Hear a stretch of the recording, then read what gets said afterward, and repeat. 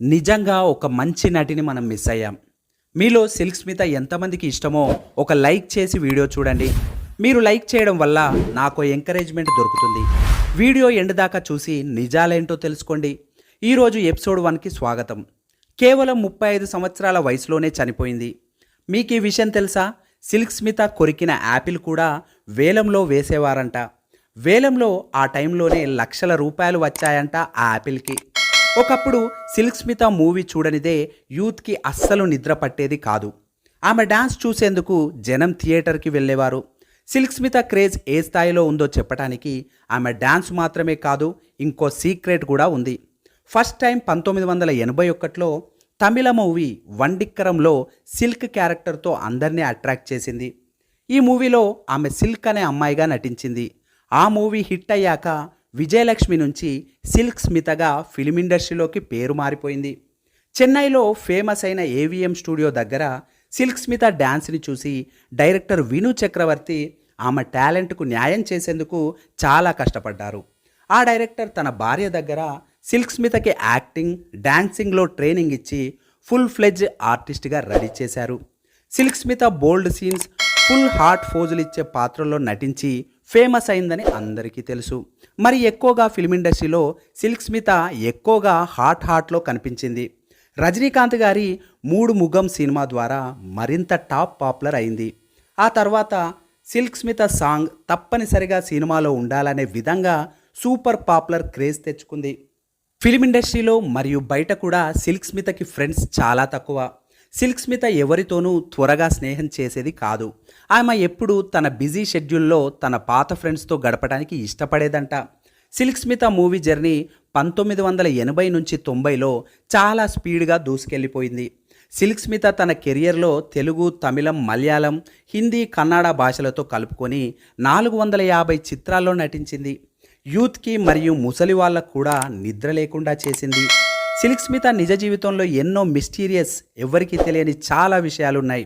అప్పట్లో విపరీతమైన అభిమానులు ఉన్న సిల్క్ స్మిత అంటే కుర్రాళ్ళు పడి చచ్చేవాళ్ళు.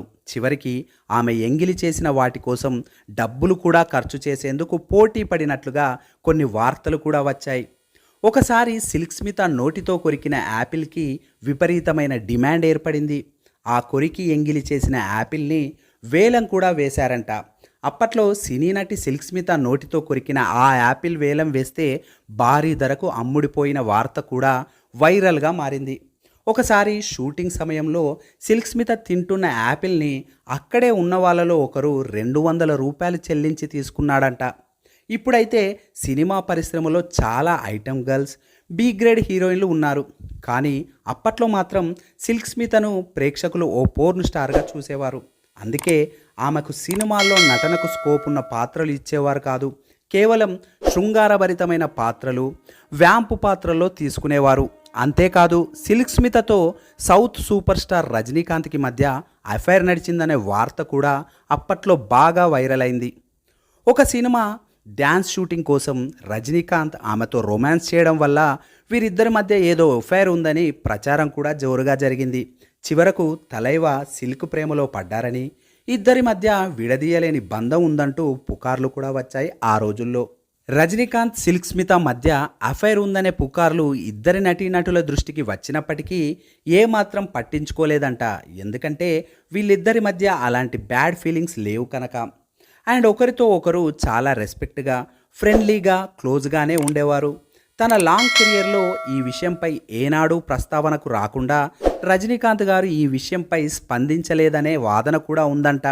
నిజానికి రజనీ గారు తోటి ఆర్టిస్టులని తన సొంత చెల్లెలుగాను, మంచి మిత్రులుగానే చూసేవాడంట. అందుకే ఈరోజు సూపర్ స్టార్ పొజిషన్లో ఉన్నాడు రజనీకాంత్ గారు. సిల్క్ స్మిత జీవితంలో ఎన్నో ఎత్తుపల్లాలు చూసింది. తన జీవితంలో ఎదురైన ఆర్థిక ఇబ్బందులను తట్టుకోలేక తన రియల్ లైఫ్లో ఓ వ్యక్తితో ఏర్పడిన అనుబంధం మరియు విడిపోవడం కారణంగా 1996లో ఆత్మహత్య చేసుకుంది. చెన్నైలోని తన ఫ్లాట్లో ఆమె చనిపోయి శవమై కనిపించింది. అసలు ఆ వ్యక్తి ఎవరు, ఎందుకు చనిపోవాల్సి వచ్చిందో, తను సూసైడ్ నోట్ రాసిందా, రాస్తే వాటిలో ఏముందో ఎపిసోడ్ 2లో మనం తెలుసుకుందాం. Thank you.